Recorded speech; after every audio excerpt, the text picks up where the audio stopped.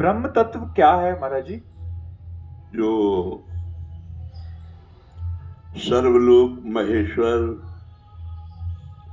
अनंत शक्ति संपन्न, अनंत मायाधीश,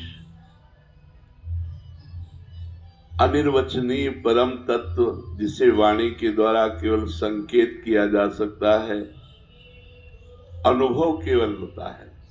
ब्रह्मभूता प्रसन्नात्मा न शोचति न कांक्षति, समः सर्वेषु भूतेषु मद्भक्तिम लभते पराम।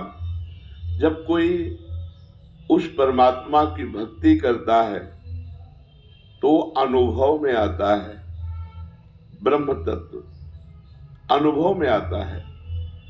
वो वाणी के द्वारा अनिर्वचनीय है, नेत्रों के द्वारा अदर्शनीय है। केवल श्रवणेन्द्रिय के द्वारा, वेदांत के द्वारा श्रवण किया जाता है और तपस्या और साधना से परिपूर्ण हृदय में उसका अनुभव होता है। और जिसे अनुभव हो जाता है वो ब्रह्मभूत, ना उसके अंदर कोई सोच रह जाती है, ना कोई किसी भी प्रकार की कामना रह जाती है। वो निरंतर अखंड प्रसन्नता से युक्त रहता है। लेकिन ब्रह्म तत्व क्या है, ये वेद भी नेति नेति कहते हैं, क्योंकि वो अनिर्वचनीय तत्व है। वाणी के द्वारा पूर्ण उसका वर्णन नहीं होता। वही ब्रह्म तत्व जब अपने को एकोहम बहुश्यामः का संकल्प करता है तो जो कुछ देख रहे हो, जड़ चैतन्य, स्त्री पुरुष, शुभ अशुभ, अच्छा बुरा, वो सर्वम खलमिदम ब्रह्म, वो ब्रह्म ही है। सब कुछ ब्रह्म ही है। पर ऐसा अनुभव तभी होगा जब साधना और तपस्या करोगे। पूर्ण रूप से वो अनुभव में आता है, वाणी में नहीं। वाणी की सामर्थ्य नहीं कि उसका वर्णन कर सके।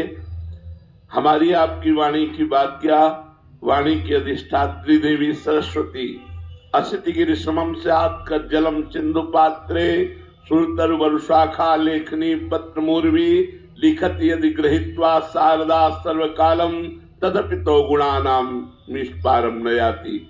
स्वयं सरस्वती जी समुद्र को स्याही बना ले, वृक्षों को कलम बना ले, भूमंडल को, भूमि को कागज बना ले, अनंत काल तक उस ब्रह्म की महिमा को लिखे तो भी वो पार नहीं पा सकती।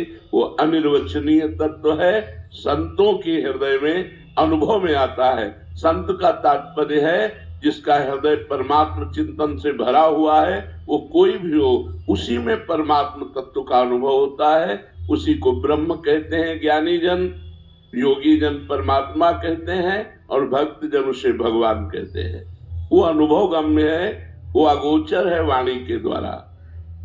मोनिका